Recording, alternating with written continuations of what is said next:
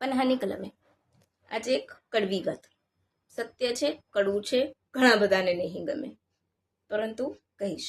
લવ જેહાદનો ભોગ બનેલી દીકરી વર્સેસ બળાત્કારનો ભોગ બનેલી દીકરી, એ બેની વાત. સીધી વાત હું કરીશ, ટુ ધ પોઈન્ટ, કોઈ જ શબ્દો નહીં જોડું.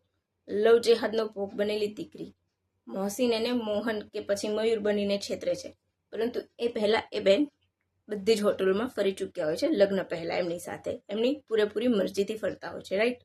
ઘણી જગ્યાએ, દરેક એવી નથી હોતી, હું દરેક દીકરીની વાત નથી કરતી, પણ ઘણી હોય છે જે હાઈફાઈ હોય, બહુ આગળ પડતી વિચારધારા ધરાવતી હોય, તો એનું શીલભંગ કરી લેતી હોય છે લગ્ન પહેલા જ, બધી હોટલોમાં જઈને મોહસીન ઉર્ફે મોહન જોડે જઈને.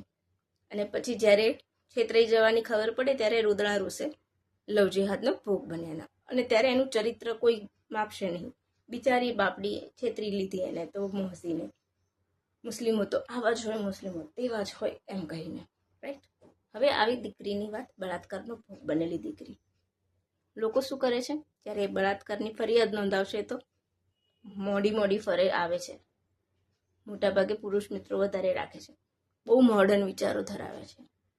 પછી આ બધા કોઈકના કોઈક આવા વાંધા વચકા લઈને તો આવું તો થાય જ ને એમ કહેશે. એનું ચરિત્ર ડિસાઈડ કરશે, દુષ્કર્મનો ભોગ બનેલી દીકરીનું ચરિત્ર પહેલા ડિસાઈડ કરશે. તો આ ચરિત્ર તમે લવ જેહાદનો ભોગ બનેલી દીકરીનું કેમ નથી કરતા? કેમ તમે બળાત્કારનો ભોગ બનેલી દીકરીનું ચરિત્ર ડિસાઈડ કરી શકો છો? તો લવ જેહાદનો ભોગ બનેલી દીકરી પણ એટલી જ જવાબદાર છે એની સાથે એ થવા માટે.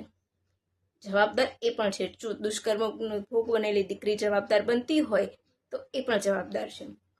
અને રહી વાત સરકારની, તો સરકાર લવ જેહાદ ઉપર મૂવી બનશે તો વધારે ચઢાવીને એને ફેમસ કરશે. તાજેતરમાં તાપસી પન્નુનું મૂવી આવ્યું હતું 80, એને પ્રમોટ કરવામાં નથી આવ્યું. કેમ? તો દર 20 મિનિટે આખા ભારતમાં બળાત્કાર થતા હોય છે, એવો એક ડેટા કહે છે, પરંતુ એને કોઈ પ્રમોટ કરવામાં નથી આવ્યું. કેમ? તો ખબર છે શું ખાસિયત હોય છે આમાં? સમાજનું ડબલ સ્ટાન્ડર્ડ અહીં આવે છે.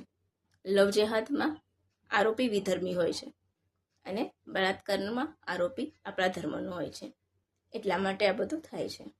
એટલા માટે આપણા ધર્મનો આરોપી હોય એટલે પહેલાં દીકરીના ચરિત્રને ડિસાઈડ કરવામાં આવે છે. અને એમાં કંઈ ખોટું પણ નથી. પુરાણોથી ચાલતું આવ્યું છે કે સ્ત્રીઓને જ પહેલાં ટાર્ગેટ કરવામાં આવે છે. ઇઝી ટાર્ગેટ છે. સ્ત્રીઓ ઇઝી ટાર્ગેટ છે, એટલા માટે જ તેને ટાર્ગેટ કરવામાં આવે છે. આ સત્ય છે, કડવું છે. અને લવ જેહાદ માટે કાયદાઓ બનાવવા માટે ડિબેટ કરશે, આ બધું કરશે.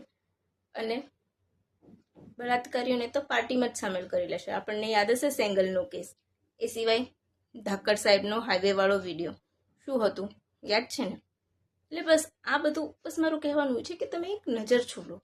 બંને દીકરીઓ એના પીડિત છે, બંનેને તમે સમાન ન્યાય આપો. એકને ઉપર રાખો અને એકને નીચે રાખો, એકનું ચરિત્રનું સર્ટિફિકેટ માંગો, એ નહીં ચાલે.